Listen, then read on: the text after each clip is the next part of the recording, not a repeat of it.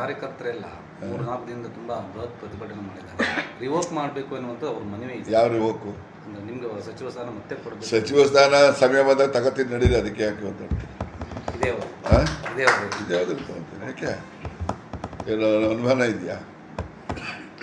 ನಾನು ನೋಡಿ, ಇದುವರೆಗೆ ನನ್ನ ಜೀವಮಾನದಲ್ಲಿ ಸಣ್ಣ ಹುಡುಗರಿಂದ ಚಿಕ್ಕ ಹುಡುಗರಿಂದ ಫಸ್ಟ್ ಸ್ಟ್ಯಾಂಡರ್ಡ್ ಹುಡುಗರಿಂದನೂ ಕೂಡ ನಾನು ಏನೇನು ಆಗಬೇಕು, ಏನು ಗಳಿಸ್ಬೇಕು ರಾಜಕೀಯವಾಗಿ, ಮತ್ತು ಯಾವ ಥರ ಇರಬೇಕು ನಾನು ಅಂತ ಅನ್ಕೊಂಡ್ಬಂದಿದ್ದೀನಿ. ನಮ್ಮ ಸ್ನೇಹಿತರು ಹೆಂಗಿರಬೇಕು ಅಂತ ಅನ್ಕೊತಿದ್ದೀನಿ.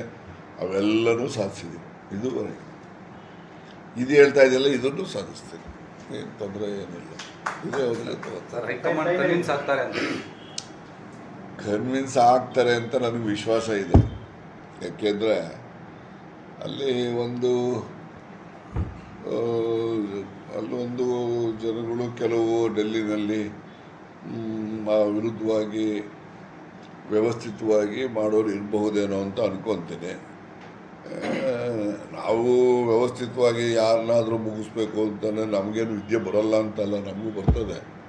ಆದರೆ ನಾವು ಮಾಡೋಕ್ಕೆ ಸಮಯ ಯಾಕೆ ವೇಸ್ಟ್ ಮಾಡಬೇಕು? ಅದಕ್ಕೆ ಅದೇ ಸಮಯ ಯಾರ ಜನಗಳಿಗೇನಾದ್ರು ಒಳ್ಳೇದು ಮಾಡೋವಂಥದ್ದಕ್ಕೆ ಉಪಯೋಗ ಮಾಡೋಣ ಅಂದ್ಕೊಂಡು ನಾನು ಸಮಯ ಯಾವುದಕ್ಕೆ ಉಪಯೋಗ ಮಾಡಬೇಕು, ಯಾವುದಕ್ಕೆ ಮಾಡಬಾರ್ದು ಅನ್ನೋದು ತೀರ್ಮಾನ ಮಾಡಿ ಒಂದು ಒಳ್ಳೆ ಕೆಲಸಕ್ಕೆ ಉಪಯೋಗ ಮಾಡೋಣ ಅಂತ ಇದ್ದೀನಿ ಅಷ್ಟೇ. ಕಾಣದ ಕೈ ಕೆಲಸ ಮಾಡಿದೆ ಮತ್ತು ಹೆಂಗೆ ಏಕಾಏಕಿ ತೀರ್ಮಾನ ಬರಬೇಕಂದ್ರೆ ಏನಪ್ಪ, ಮುಖ್ಯಮಂತ್ರಿಗಳಿಗೆ ಗೊತ್ತಿಲ್ಲ. ಅವರು ಮನೆಯಿಂದ ವಿಧಾನಸೌಧಕ್ಕೆ ಬರೋ ಅಷ್ಟೊತ್ತಿಗೆ ನೀವು ಮಾಧ್ಯಮ ತೋರಿಸಿದ್ರಿ, ಕಾರಲ್ಲೇ ಬಾಗ್ಲಾಕೊಂಡು ಮಾತಾಡ್ತಿದ್ರಲ್ಲ, ಅದೇ ವಿಷಯ. ಕಾರಲ್ಲಿ ಬಾಗ್ಲಾಕೊಂಡು ಒಂದು 20 ನಿಮಿಷ ಕಾರಲ್ಲೇ ಮಾತಾಡಿದ್ದಾರೆ. ಪಾಪ ಅವರು ಹೈಕಮಾಂಡಿಗೆ ಕನ್ವಿನ್ಸ್ ಮಾಡೋಕ್ಕೆ ಪ್ರಯತ್ನ ಮಾಡಿದ್ದಾರೆ. ಹೈಕಮಾಂಡ್ನವ್ರು ಇಲ್ಲ ತೀರ್ಮಾನ ಆಗಿದೆ ಅಂತ ಅಂದಮೇಲೆ ಅವರು ವಿಧಿ ಇಲ್ಲ, ಹಿಂಗಿದೆ ಕಣೆ ಅಂದರು. ಆಯಿತು ಬಿಡಿ ಸರ್, ಹೋಗಲಿ, ತೊಂದರೆ ಇಲ್ಲ ಅಂತ ಹೇಳಿದೆ. ನಮಗೇನೀಗ ರಾಜ್ಯದಲ್ಲಿ ಒಳ್ಳೆ ಸರ್ಕಾರ ಕೊಡ್ತಾರೆ, ಜನಪರವಾಗಿ ಕೆಲಸ ಇದೆ, ಗ್ಯಾರಂಟಿಗಳು ಇವೆಲ್ಲ ಜನಗಳಿಗೆಲ್ಲ ಮುಟ್ಟಿದ್ದಾವೆ. ಅಭಿವೃದ್ಧಿ ಕೆಲಸಗಳು ನಾವೆಲ್ಲ ನಿರೀಕ್ಷೆ ಮಾಡೋ ವೇಗದಲ್ಲಿ ನಡೀದೇ ಇರ್ಬೋದು, ಆದರೆ ಯಾವುದೇನು ನಿಂತಿಲ್ಲ. ಈಗ ಅವರು ಎಲ್ಲ ಕಡೆ ಹೋದಾಗ 500 ಕೋಟಿ 1000 ಕೋಟಿವರೆಗೂ ಕಾಮಗಾರಿಗಳನ್ನೆಲ್ಲ ಮಂಜೂರು ಮಾಡಿ ಅವಕ್ಕೆಲ್ಲ ಶಂಕುಸ್ಥಾಪನೆ ಮಾಡ್ತಾ ಇಲ್ವಾ? ಈಗ ನಮ್ಮಲ್ಲೂ ಕೂಡ ನೋಡಿ, ಕೆರೆಗೆ ನೀರು ತುಂಬಿಸೋದು 300 ಕೋಟಿ ಇದು ಕೆಲಸ, ಅದು ಈಗಾಗಲೇ ನಡೀತಾ ಇದೆ ನಮ್ಮಲ್ಲಿ.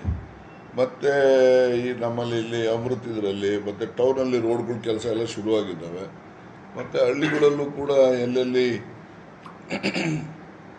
ನಮ್ಮ ಗ್ರಾಮ, ನಮ್ಮ ರಸ್ತೆ ಅದೆಲ್ಲ ಸ್ಕೀಮ್ಗಳು ಬೇರೆ ಬೇರೆ ಹೆಸರುಗಳು ಇಟ್ಕೊಂಡವ್ರೆ. ಹಳ್ಳಿಗಳಲ್ಲೂ ಕೂಡ ರಸ್ತೆಗಳು ಅವೆಲ್ಲ ಮಾಡ್ತಿದ್ದೇವೆ. ಈಗ ಸೋಮಣ್ಣ ಮನೆಯಿಂದ ವಿಧಾನಸೌಧಕ್ಕೆ ಹೋಗಿ ಕಾರ್ ಇಳಿಯುವಾಗ ಅವ್ರಿಗೆ ಫೋನ್ ಬಂತು, ಕಾರಲ್ಲಿ 10 ನಿಮಿಷ ಫೋನ್ ಮಾಡಿ ಮಾತಾಡಿ ಮುಗಿದೋಯ್ತು. ಅದಕ್ಕೆಲ್ಲ ಏನು ಬೇಸರ ಪಟ್ಕೊಳ್ಳೋವಂಥದ್ದು ಏನಿಲ್ಲ ಪಾಪ. ಕಾರಣ ಏನಿದ್ದಾವೆ ನಾನು ಡೆಲ್ಲಿಗೆ ಹೋಗಿ ಬಂದಮೇಲೆ ಅವೆಲ್ಲ ಡೀಟೇಲ್ ಹೇಳ್ತೀನಿ. ಸ್ಟೇಟ್ಮೆಂಟ್ಗಳು ನೋಡಿ, ಯಾವ ಸ್ಟೇಟ್ಮೆಂಟಲ್ಲಿ ನಾವೇನು ಯಾರಿಗೆ ಬೈಯಕ್ಕೆ ಹೋಗಿದ್ದೀನಿ? ಇರೋ ಸತ್ಯ ಹೇಳಿರ್ಬೋದು. ಅದರಿಂದ ಅಲ್ಲಿ ಹೋದ್ಮೇಲೆ ಅವರಿಗೆ ನಾನು ಭೇಟಿ ಮಾಡಿ ಈ ಥರ ಇದೆ, ವಾಟ್ ಈಸ್ ದ ರೀಸನ್, ಇವು ಅವ್ರನ್ನೆಲ್ಲ ಅವ್ರ ಹತ್ರ ಮಾತಾಡ್ತೀನಿ. ಅವ್ರೇನು ಹೇಳ್ತಾರೆ ನೋಡೋಣ. ಮತಗಳ್ಳತನದ ಹೇಳಿಕೆನಾ ಅಥವಾ ಹಿಂದೆ ಬೇರೆ ರೀತಿ ಪಿತೂರಿ ಇದೆಯಾ? ಇದು ನೋಡಿ, ನಿಮ್ಗೆ ಹೇಳ್ಬೇಕಂತ ಹೇಳಿದ್ರೆ ಹಿಂದೆಯಿಂದನೂ ಪಿತೂರಿ ಅಂತ ಹೇಳೋದಿಲ್ಲ, ಹಿಂದೆಯಿಂದನೂ ಏನೇನು ಹೇಳಿರ್ತೀನಿ ಅವೆಲ್ಲರೂ ಕೂಡ ತಿರುಚಿ ಅವ್ರಿಗೆ ಹೈಕಮಾಂಡ್ಗೆ ಹೇಳಿರ್ತಾರೆ. ಇದನ್ನು ಸೇರಿಸಿ, ಈ ಹೇಳಿಕೆನೂ ಸೇರಿಸಿ ಎಲ್ಲ ಒಂದರಿಂದ ಅಲ್ಲ, ಎಲ್ಲನೂ ಸೇರಿಸಿರ್ತಾರೆ. ಈಗ 1 ವರ್ಷದ ಮುಂಚೆ ನಾನು ಪ್ರೆಸಿಡೆಂಟ್ದು ಬದಲಾವಣೆ ನಾನು ಆಗ್ತೀನಿ ಅಂತ ಹೇಳಿದ್ದು, DCM ಅಂತ ಹೇಳಿದ್ದು, ಆಮೇಲೆ ಭಾಳ ಇರ್ತವೆ. ಈಗ BR ಪಾಟೀಲ್ ಬೈದರು, ಮತ್ತು ಅವನು ರಾಯರೆಡ್ಡಿ ಬೈದ, ನಮಗೇನೋ ಹಾರ್ಷಾಗಿ ಬೈದರು ಅವರೆಲ್ಲ. ಆದರೆ ಅವ್ರದ್ದು ಯಾರೂ ಡೆಲ್ಲಿ ಕ್ಯಾರಿ ಮಾಡಲ್ಲ, ಅವ್ರಿಗೆ ಗೊತ್ತೂ ಆಗಲ್ಲ. ಈ ನಮ್ಮದು ಎಂಥದ್ದೇ ಹೇಳಿದ್ರು ಕೂಡ ಏಕದಮ್ ಡೆಲ್ಲಿ ಕ್ಯಾರಿ ಮಾಡ್ತಾರೆ. ಕ್ಯಾರಿ ಮಾಡೋವಂಥ ಜನ ಇದ್ದಾರೆ ಬೇಕಂತಾನೆ. ಅವಕ್ಕೇನು ಮಾಡೋಕ್ಕಾಗಲ್ಲ, ಅದೆಲ್ಲ ಇದ್ದದ್ದೇ. ಹೋಗಿ ಬಂದ ಮೇಲೆ ನಾನು ಎಲ್ಲ ಡೀಟೇಲು ಏನಿದೆ, ಯಾವ ಪಿತೂರಿ, ಯಾವುದು ಕೈವಾಡ ಎಲ್ಲನೂ ಕೂಡ ಡೀಟೇಲ್ ಹೇಳ್ತೀನಿ. ನಾನೇನು ಮುಚ್ಚುಮರೆ ಏನು ಮಾಡೋಲ್ಲ. ಹೋಗಿ ಬಂದಮೇಲೆ ನಿಮಗೆ ಹೇಳ್ತೀನಿ, ಡೆಲ್ಲಿಲಿ ಹೇಳೋಕ್ಕೆ ಹೋಗಲ್ಲ. ಇಲ್ಲೇ ಒಂದು ಹೇಳಿ. ಇಲ್ಲೇ ಹೇಳ್ತೀನಿ, ಮತ್ತೆ ತುಮಕೂರಲ್ಲೇ ಹೇಳ್ತೀನಿ, ಡೆಲ್ಲಿಲಿ ಹೇಳಲ್ಲ. ಅಲ್ಲ ಇದೇ ಪಾರ್ಟಿಯಲ್ಲಿ ವಾಕ್ ಸ್ವಾತಂತ್ರ್ಯ ಇಲ್ಲ ಅನ್ನುವಂಥ ಮಾತು ನೋಡಿ, ಪಾರ್ಟಿಲಿ ವಾಕ್ ಸ್ವಾತಂತ್ರ್ಯ ಇದೆ, ಇಲ್ಲ ಅಂತ ನಾನು ಹೇಳೋದಿಲ್ಲ. ಆದರೆ ಪಾರ್ಟಿನಲ್ಲಿ ಎಲ್ಲನೂ ಕೂಡ ಸಾರ್ವತ್ರಿಕವಾಗಿ ಸಾರ್ವಜನಿಕವಾಗಿ ಮಾತಾಡಬಾರ್ದು ಅನ್ನೋದು ಎಲ್ಲ ಪಕ್ಷದಲ್ಲೂ ಇದೆ. ಶಿಷ್ಟಾಚಾರ.